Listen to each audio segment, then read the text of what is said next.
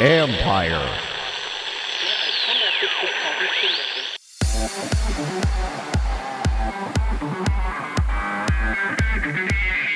The peer-to-peer gaming model gains traction. I place a wager, you take the other side of it. Once the match settles, that wager comes, and let's say you win, that money comes directly back into your wallet. You don't need to go and try to withdraw from the platform and wait a few days to get that money back into your, in your hand. That's Varun Sudhaker, co-founder and CEO of the fully decentralized BETDEX exchange. This is the Future Sport Podcast. I'm Bram Weinstein.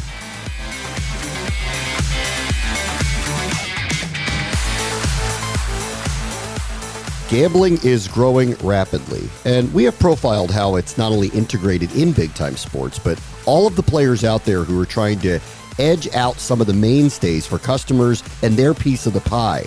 And BETDEX is doing it in a fully modern way with its capabilities.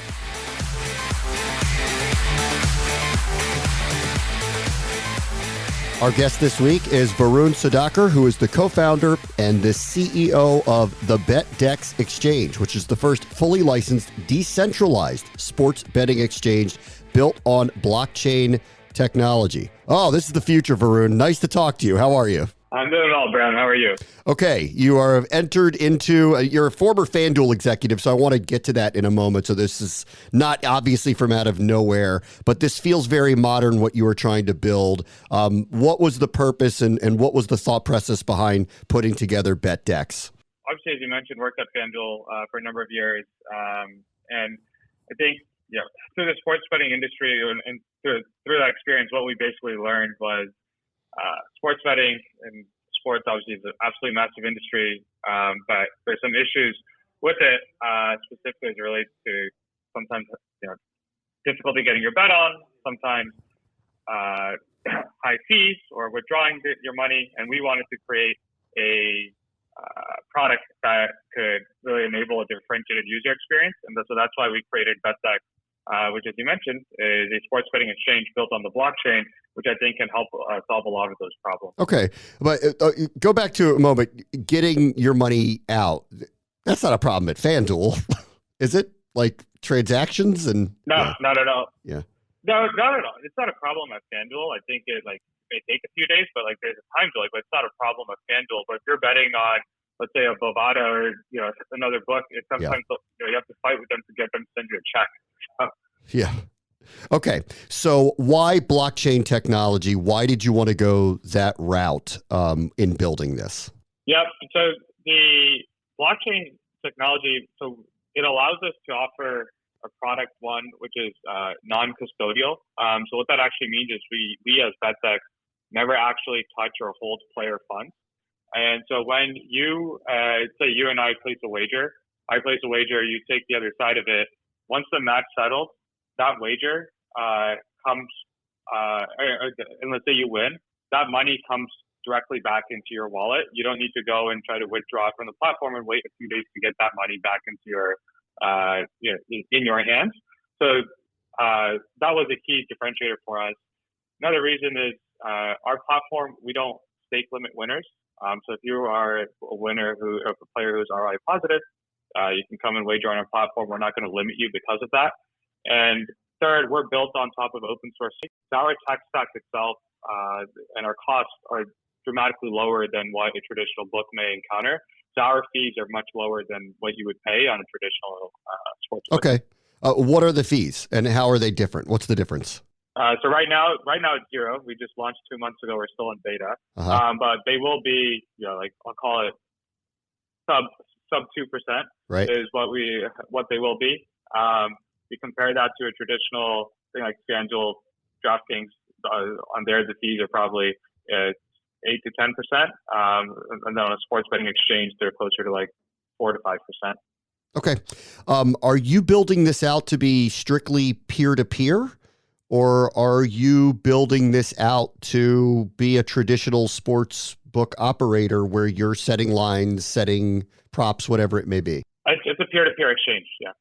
So it's strictly peer-to-peer, but you can have people such as market makers come in and help seed the market and set what the lines would be. But it is a peer-to-peer exchange. Okay. Tell me a little bit about the demand for peer-to-peer. Why do you think that that is the platform that will be of choice for sports bettors? So I'll answer that question a slightly different way, which is if you think about even like what a sportsbook is, a sportsbook in and of itself is an exchange. It's just a one-sided exchange from the view of the bettor, right? So what we are trying to do is we've created BETDEX, which is the sports betting exchange in this interface.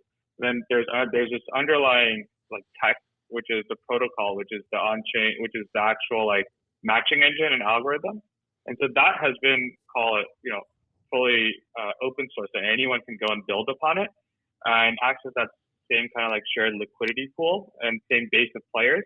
So we've created an interface which is called geared towards value bettors, shall I say, right? So people who know what an exchange is and care about things like price.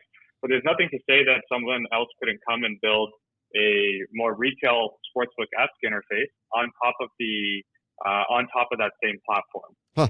So are you suggesting a user could come in and essentially build something that's more traditional on top of this? Or are you looking at this strictly as it's peer-to-peer?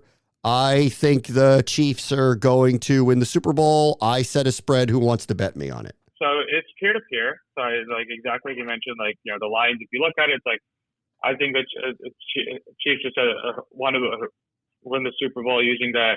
I would say the Eagles, being an Eagles fan, but and it's at that line, and someone could come and take it.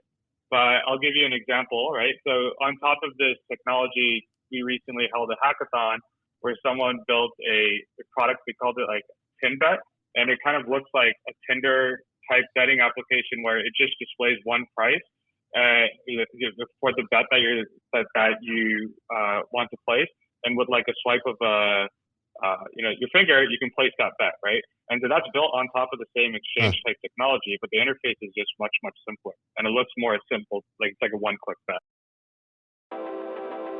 This episode is brought to you by Chalk and Dog, which brings together the vast experience and expertise of two of the brightest agencies in media, sports, wagering, and gaming. With deep roots in the UK and the US, the agency offers expert guidance in everything from market entry to market expansion for startups as well as established global brands, powered by best-in-class communication and creative experts. Chalk and Dog has vast international experience and delivers results-oriented, tailor-made solutions for B2B and B2C organizations. Do you get any sense that the traditional or the early adopters of all fantasy gaming, gambling, like FanDuel, DraftKings, etc., that they're going to start to kind of go to a model like this? Or do you think that what you're building will kind of run concurrently with what is the traditional gambling operator sites? The U.S. is a great example. So I think like the early adopters in the U.S., and a lot of them were people who come from, I'll call it more, like sometimes like even in the fantasy business, we saw like poker backgrounds or things of like that nature, right? Yeah. And I think that those are what I'll call our value bettors and who like an exchange type interface really appeals to. But in the U.S., you can see, especially like in the early days when sports betting started, most of the bettors and what they really cared about was bonusing and multiples and parlays and things of that nature, right? They're not as, I'll call it, price sensitive as what like a value bettor may be. Yeah. But if you look at markets abroad, more mature markets, if you look at the UK, you look at Asia is like very mature market, et cetera, there's a higher percentage of value bettors. And I think that eventually the US will start trending in that direction as well. It's just right now there's just a much more, I'll call it, the segment is very different given it's a new market where people are in the people that are betting, they care about different things right now. Yeah.